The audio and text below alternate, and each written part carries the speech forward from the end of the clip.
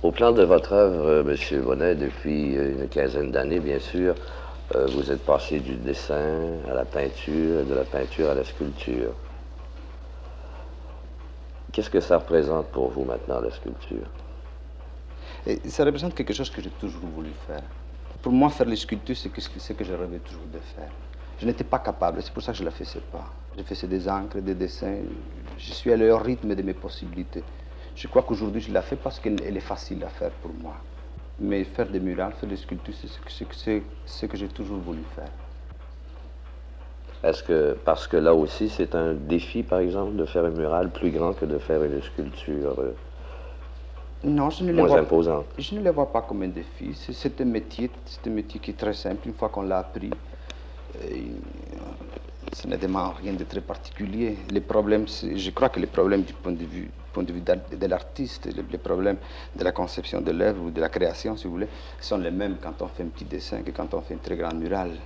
Il y a des problèmes techniques qui s'y ajoutent en faisant une grande murale, mais cela s'apprend.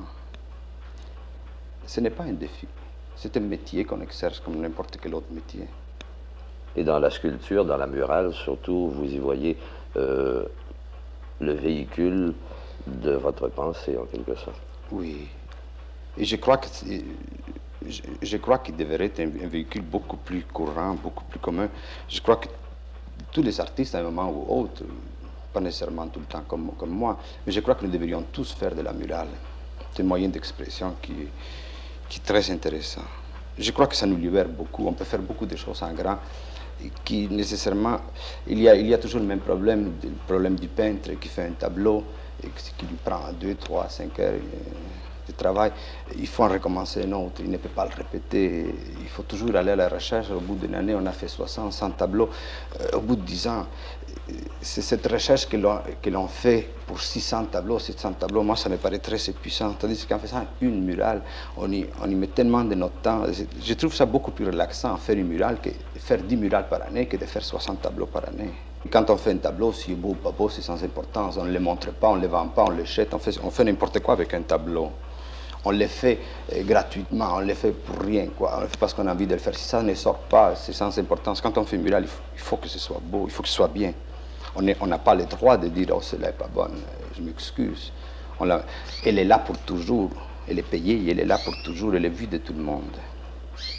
Et donc, en face de la murale, quand même, il y a un geste, il y a une situation qui est différente de celle qu'on a devant le tableau. Il y a plus d'exigence dans ce sens-là. Moi, je n'ai jamais aimé peindre.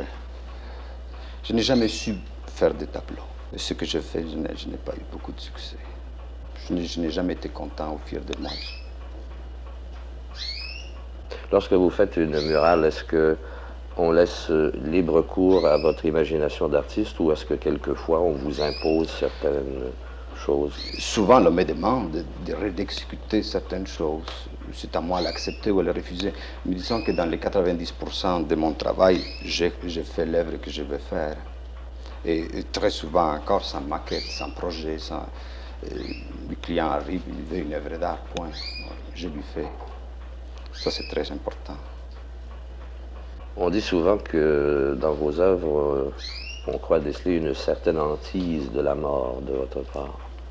C'est un sujet que j'ai traité souvent, pas plus que celui de l'amour ou de la vie.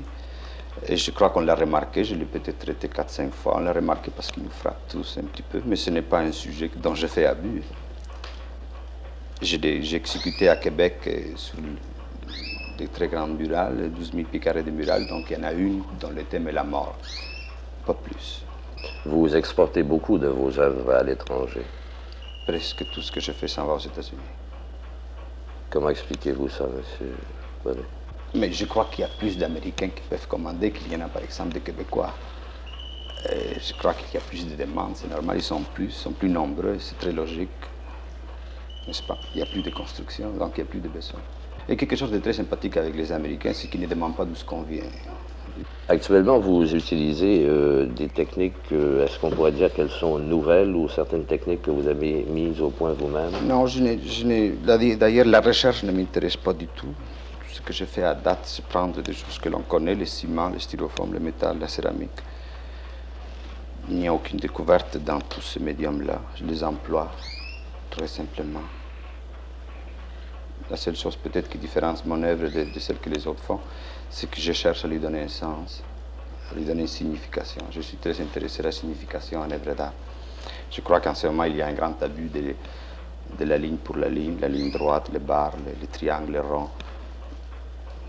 Moi, je suis davantage intéressé d'abord à l'intention dans l'œuvre d'art. Mais cette intention, vous la faites passer quand même à travers un certain surréalisme. Je ne sais pas si c'est le mot qui convient. Disons que le mot qui ne conviendrait pas, c'est le mot réaliste. D'accord, ça ne l'est pas. Peut-être c'est du surréalisme. Je ne le pense pas que ce soit du surréalisme. Vers quoi vous orientez-vous? Est-ce que vous percevez quelque chose d'autre à faire éventuellement?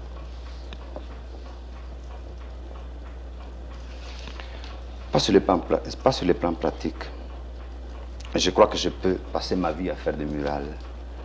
Et s'il y a évolution, ce serait plutôt dans la conception de la manière, dans ce que je veux donner avec l'œuvre d'art, ce que je veux y ajouter au rendu physique de l'œuvre d'art, pour revenir à l'intention encore.